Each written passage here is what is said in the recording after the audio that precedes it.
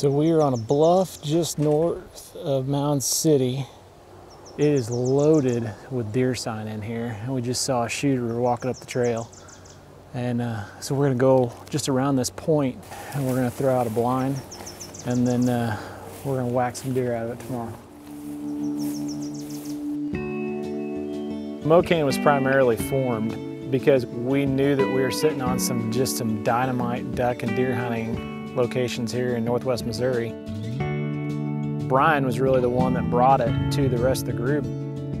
Brian called and he said, and he happened to see a deal on his computer about with the Wounded Warriors in Action wanting people to donate hunts and fishing trips. And he said, I want to do it. I said, well, I wouldn't mind doing it myself.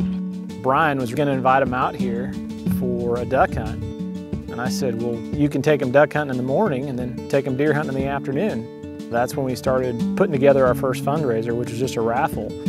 Brad and Brian and Doug and I all sold tickets that year, and we got to hand them a bag of cash as well as showing them some great hunting here in Northwest Missouri. The first year, it was maybe 8 guys that were really helping and seriously involved in it. Now, we have a fundraiser that's raising over $50,000, and that's all through these great people here in Mocan. Over 90 cents on the dollar goes to getting heroes in the field to experience the great outdoors.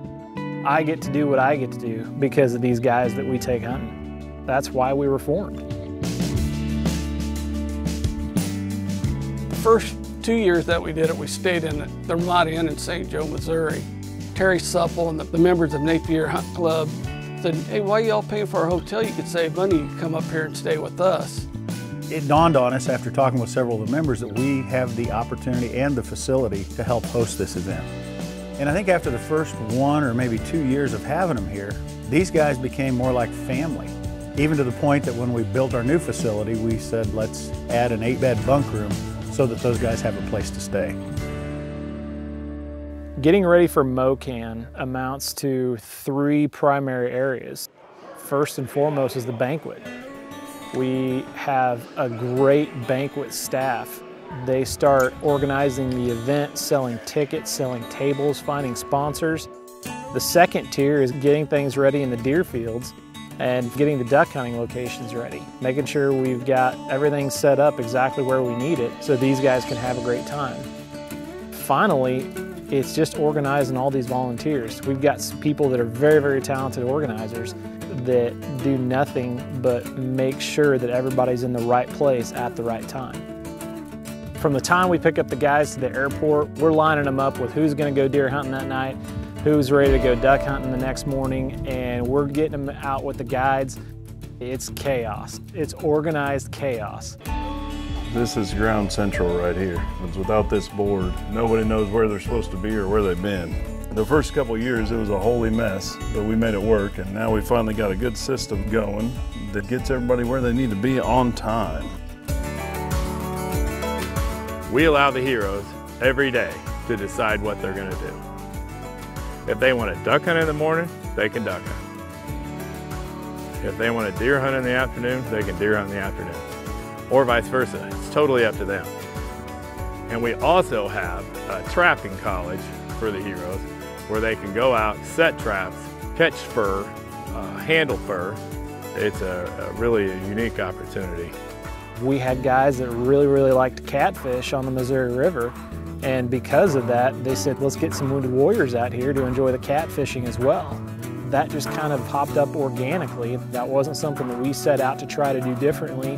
They wanted to take more Wounded Warriors and get them more involved and share that with them.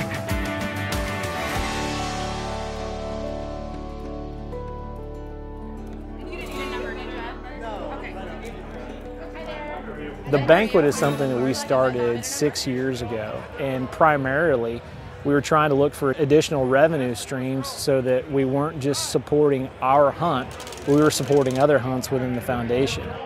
We typically start planning in about August, at least throwing around our ideas, making sure that there aren't going to be any extreme big changes for the upcoming year. We have a really great group of folks that help with everything from getting donations, getting sponsorships. 450, now 500. It's a phenomenal event where we raise a ton of money. And now we're renting out an auditorium that fills up at 500. And we're getting it sold out in 2 weeks. and raising between $35,000 and $45,000 in one night.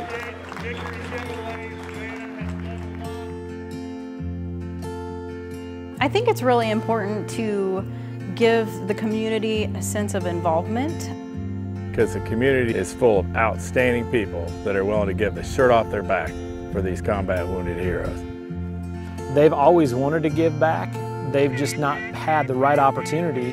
And with as many outdoorsmen as we have in this area, all the good people jumped at the chance to help these heroes. It's amazing to see a guy come here in one place in his life and leave it a different place. It's part of the whole healing process that the Wounded Warriors in Action is doing.